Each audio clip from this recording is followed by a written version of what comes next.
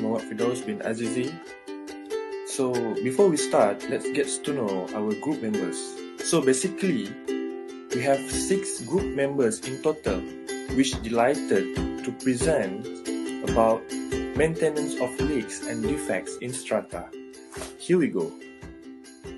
Okay, this is the table of contents. They have 11 subtopics to be discussed. Let's jump to the introduction. Hi and Assalamualaikum. My name Nurul Ernaida binti Hermansyah. First of all, introduction. Any variety of factor including subpar design, shoddy construction, or a builder disregard for the National Construction Code criteria might lead to a building defect. Water intrusion, internal and external wall cracking, roofing damage, and tiling error were the most prevalent architecture flaws in the research. In strata building, there are many possible causes that can lead into leaks and defects, although there are many more of causes. Here are 4 causes that are commonly exist in strata building. The first one is design deficiencies. It is arise from roof systems where the pitch or flat are frequently the source of issues because of their intricate design and propensity for leaks. Next, climatic condition. Malaysia is known as hot weather country as the extreme weather condition and rainy days. This impact the structure of strata building because hot temperature will absorb all the moisture and water in the concrete and lead the crack line on the wall. The heat of outside temperature reacts with the coldness of the inside temperature. A typical example is water infiltration through some portion of the building structure, including cracks in wall, rotting of woods, electrical and mechanical problems, plumbing leaks, or pest infestation. Lastly, eternal environment is one of the causes because the UV rays and acid rains can damage the building surface and structure resin. Besides, strata building will have higher chance of rise of risk because they are exposed to UV rays and acid rain first. Okay, we move to the next slide. In this slide shows the common types of building defect in strata building. This figure was obtained from City Futures Research Study at USNW that was located outside Malaysia. However, the study can be adapted for use in Malaysia to identify the defect in strata building. In this pie chart shows that the major common types of defect in strata building is crack, which is 37.3% and followed by dampness, which is 19.1%. Procedure to handle complaint. We must check the damaged area and identify the source of the defect within 7 days of receive a complaint from the owner. Second, within 5 days after the inspection, a Form 20X certificate of inspection must be issued to state the case of the defect and the party involved. And the next step, start the repair work after notifying the owner. Any owner who is dissatisfied with the management just may bring the issue before COB. 4 types of defect found in strata building. First, internal water leaking. The roof causes are including clogged drain, piping damage, and faulty waterproofing. Second, surface crack. Building movement can be caused by underground movement which affect the foundation. Third, structure defect. Major defect and can include things like unstable foundation or footing crack in load-bearing wall, shifting or internal walls. And lastly, safety system faulty. It is possible due to a lack of routine maintenance and the need to accommodate a large number of work. Okay, next is a solution to reduce a defect in the strata building. For example, is surface cracks. There are a various solutions to repair structural cracks such as sealing, epoxy injection methods, stitching, and drilling. It is better to consult with a professional engineer or expert to recognize the cause of the cracks and find the best option to save money, time, and energy. Solution to reduce the defect for the internal water leakings. Water pressure must be checked and normalized in the events of regular bursting of domestic water pipes. Selection of piping material which is not subject to corrosion, strong joinings, mechanism, and mechanical strength is recommended. Finally, ventilation is critical in a pump and water tank rooms with extensive chlorine gas. Poor ventilation in the rooms can cause corrosion of the pumps and water pipe fittings. Regular checking, record of water pressure, and planning for replacement during the expired of service.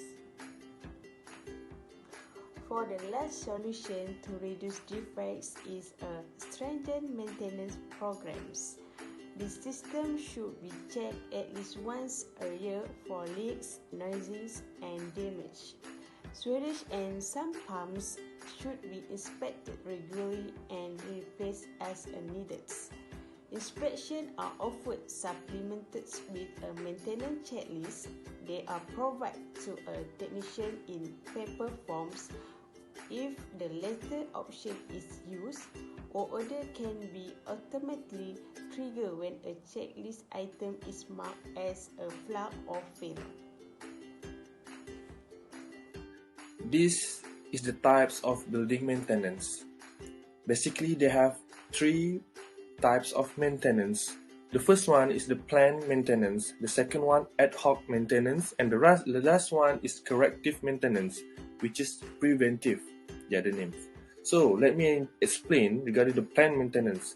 It refers to any maintenance activity that is planned, documented, and scheduled. Ad hoc maintenance, what it is? As a breakdown maintenance is required when a piece of equipment suffers an unexpected breakdown and immediate threat to health and safety. The last one, corrective maintenance, involves the replacement or repair of equipment after it fails.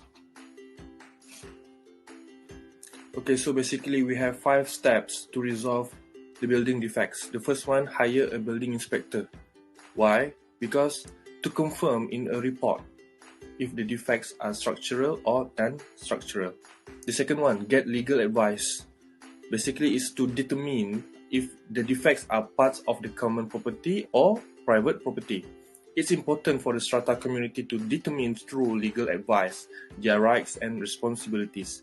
The third one, write a letter to the builder to compel them to rectify the defects. That's very important.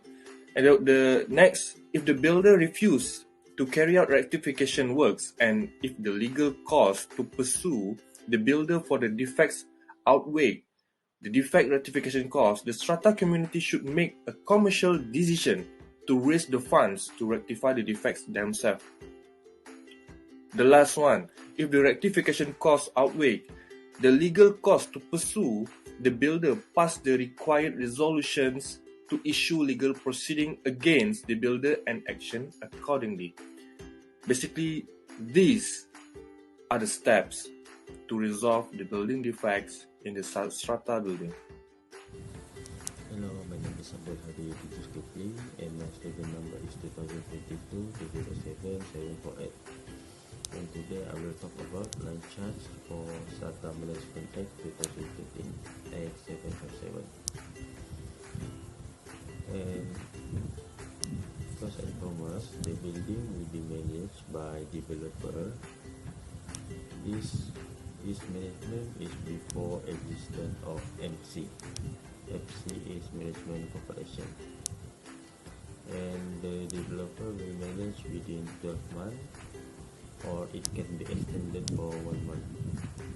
After that, they will be hand over management to JMB, Joint Management Body.